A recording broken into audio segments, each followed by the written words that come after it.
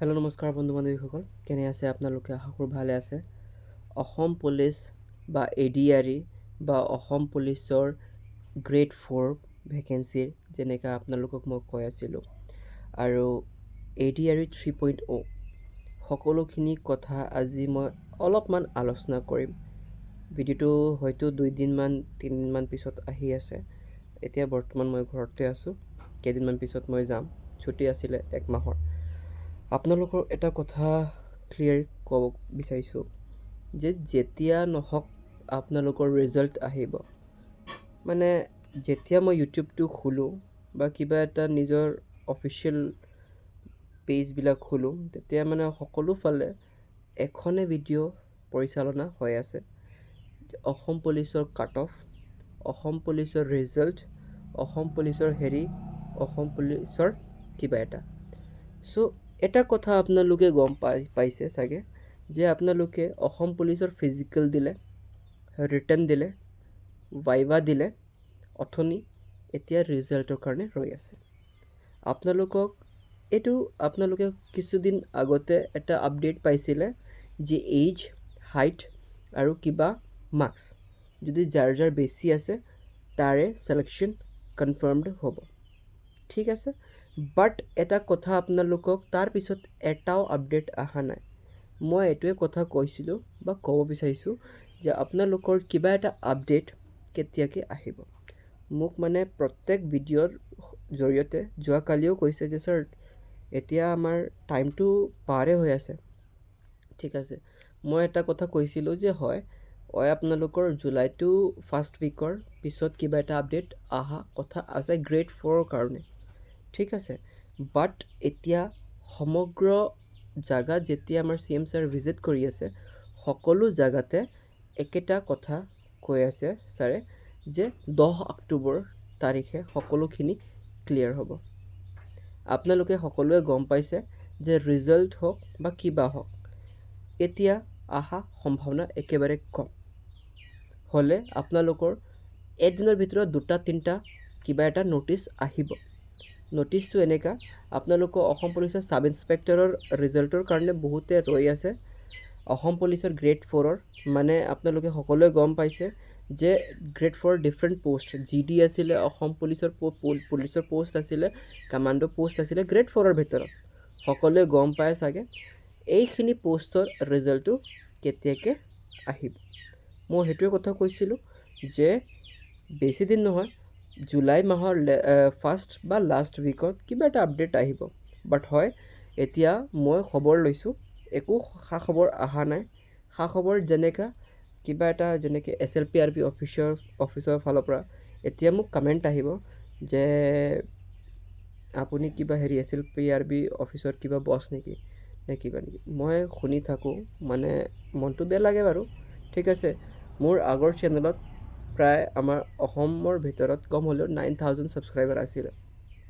মই কেতিয়াও মানে বেয়া ভাষা কোৱা নাই, আপোনালোকে কিবা কিবি কৈ থাকে। ঠিক আছে, বাট মোৰ এটা ফ'কাছ আছে যে অসমৰ ভিতৰত যিমান ল'ৰা ছোৱালী আছে সকলোৰ চাকৰিটো মইতো মানে এনেকৈ আপোনালোকক ফিক্স কৰিব নোৱাৰিম, বাট হয় এটা কনফাৰ্মেশ্যন দিব পাৰিম যে হয় আপোনালোকৰ চিলেকশ্যন 110% হ'ব।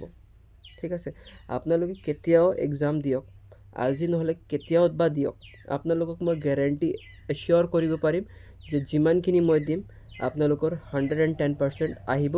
আপোনালোকৰ চান্সেছটো কনফাৰ্মড হৈ যাব আপোনাৰ চিলেকশ্যনৰ কথা। চ' আপোনালোকে যেতিয়াও এডভাৰটাইজমেণ্ট আহক মোক পাহৰি নাযাব। এইটো কথা মই কৈছিলোঁ, মই প্ৰিপেৰেশ্যনছ কৰি আছোঁ, কিবা এটা নোটছ বনাই আছোঁ। এতিয়াৰ পৰা মই দিব নোৱাৰোঁ। এতিয়া বৰ্তমান মই ঘৰত আছোঁ। যেতিয়া যাম মই ডিউটিত তেতিয়া অলপ টাইম ওলাই কিবা এটা আপডেট দি থাকিম। ঠিক আছে, একেবাৰে ৰৈ থাকিব যিমান দিন। এতিয়া আপোনালোকে কম হ'লেও 2 বছৰ 3 বছৰ ৰৈ আছিলে।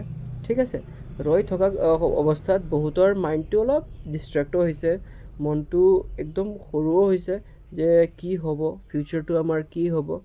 মই আপোনাৰ নিচিনাই আছিলোঁ, বাট হয় এনেকুৱা যি ভিডিঅ'ত মই বিশ্বাস কৰা নাছিলোঁ। মই আপোনালোকক সঁচা কথা কৈছোঁ, মানে এটা বা দুটাহে ভিডিঅ' মই চাওঁ যোনটো লিগেল ভিডিঅ' হয়, আৰু প্ৰায়ভাগ ভিডিঅ'ত মানে এনেকৈ দিয়া থাকে যে হয় আপোনালোকৰ ৰিজাল্ট দিয়া টাইমত দিব, আপোনালোকে যেতিয়া যদি পৰীক্ষা দিছে আপোনালোকৰ ৰিজাল্ট আহিবই আহিব। ঠিক আছে, আজি নহ'লে 10 দিন পিছত এইটো দিয়া কথা আছে, দিবই।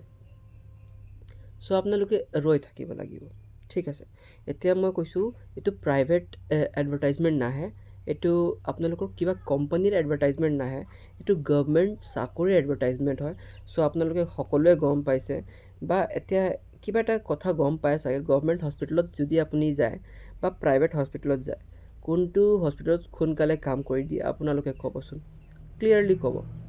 আপোনালোকে সকলোৱে গম পাইছে প্ৰাইভেট হস্পিটেলত সোনকালে কামটো কৰি দিব, কিন্তু টকা পইচাটো বেছি ল'ব। বাট আমাৰ চৰকাৰী মানে হস্পিটেলত কি হয়, পইচাটো নালাগে একদম, কামটো অলপ হ'লেও লেটকৈ হয়, বাট হয়। জাষ্ট এজ এন এক্সাম্পল আপোনালোকক বুজাব চেষ্টা কৰিছোঁ। চ' আমাৰ যোনটো অফিচিয়েল হয়, অফিচিয়েল হেণ্ডেল যোনটো আছে SLPRB, তাতে কামটো হয়, কামটো অলপ আগতীয়াকৈ হৈ যায়, বাট পাব্লিছ কৰাটো অলপ লেটকৈ কৰে। ঠিক আছে, যেতিয়া লেটকৈ কৰিব তেতিয়া আপুনি গম পাব যে হয় পাব্লিছ হৈছে। পাব্লিছ হোৱাৰ পিছত আপোনালোকে আজি বা কেইদিনমান পিছত কিবা এটা আপডেট পাবই। ঠিক আছে, জাষ্ট আপোনালোকক এটা ৰিকুৱেষ্ট কৰিছোঁ, ইউটিউবত আহি বেলেগ ভিডিঅ' একদম নাচাব। আপোনালোকৰ হাতত মোবাইল আছে, SLPRB অফিচিয়েল ৱেবছাইট আছে, মই ডেইলি চেক ইন কৰি আছোঁ আৰু ডেইলি খবৰ লৈ আছোঁ। ঠিক আছে, কিবা এটা আপডেট আহিলে মই আপোনালোকক জনাম। ঠিক আছে, চ' এইটোৱে কথা কৈছোঁ, বেলেগ কিবা ভিডিঅ'ত আপুনি ভৰসা নকৰিব। আপোনালোকক কৈছোঁ এডভাৰটাইজমেণ্ট আহিব দিয়ক, অলপ ধৈৰ্য ধৰক। ধৈৰ্য ধৰিলে কি হ'ব, মই যদি আপোনালোকে মোৰ বহুত ল'ৰা ছোৱালী আছে কেইজনমান, এহেঁতে মানে কি কৰি আছে যে ছাৰ নতুন এডভাৰটাইজমেণ্টৰ কাৰণে ৰৈ আছে। যেতিয়া মই ফৰেষ্ট গাৰ্ডৰ এটা ভিডিঅ' বনাইছিলোঁ, কম হ'লে 40,000 মানুহে চাইছিলে। তাতে মোক কৈছে যে ছাৰ মই মাৰ্চ এপ্ৰিলতে কৈছিলোঁ যে এডভাৰটাইজমেণ্ট আহিব আৰু লগে লগে এপ্লাই কৰিব। বাট এইটো মই কোৱা নাছিলোঁ, যেতিয়া CM ছাৰ আহিছিলে কিবা এটা জেগা, তেতিয়া কৈছিলে। বাট হয় ছাৰৰ কিবা প্ৰব্লেম হৈছে বা কিবা কামত ব্যস্ততাৰ কাৰণে আপলোড হ'ব পৰা নাই। বাট হয় চবে নিজৰ কাম কৰি আছে, আপোনালোকে ধৈৰ্য ধৰক, নিজৰ কামখিনি কৰি যাওক। আপোনালোকে সকলোৱে গম পাইছে যে এডভাৰটাইজমেণ্ট আহিব। ঠিক আছে, এইটো কথা ক্লিয়াৰ হৈ গ'ল যে এডভাৰটাইজমেণ্ট আহিব। বাট হয় কিহৰ ওপৰত আহিব, ফৰেষ্টৰ 1 নম্বৰ মই লিখি দিম যে ফৰেষ্ট গাৰ্ডৰ আহিবই আহিব। ঠিক আছে, অসম পুলিচৰ ভিতৰত কিমানটা আহে মই এইটো ক'ব নোৱাৰোঁ। ঠিক আছে, হয় সকলো আমাৰ বেটেলিয়নৰ পৰাও বহুতে এতিয়া কি হৈছে ৰিটায়াৰ হৈছে। চ' এইটো ফিল আপ কৰিব লাগিব। প্ৰত্যেক বেটেলিয়ন, যিমানখিনি বেটেলিয়ন আছে, সকলো বেটেলিয়নৰ পৰা কিবা কেইজনমান মানুহে বা আমাৰ গুৰুজীসকলে ৰিটায়াৰ হয় বা আমাৰ ছাৰসকলে ৰিটায়াৰ হয়। তেতিয়া এইটো জেগাটো ফিল আপ কৰিব লাগিব। থানাতো কিবা হয়, মানুহটো ৰিটায়াৰ হয়, এইটো জেগাটো ফিল আপ কৰিব লাগিব।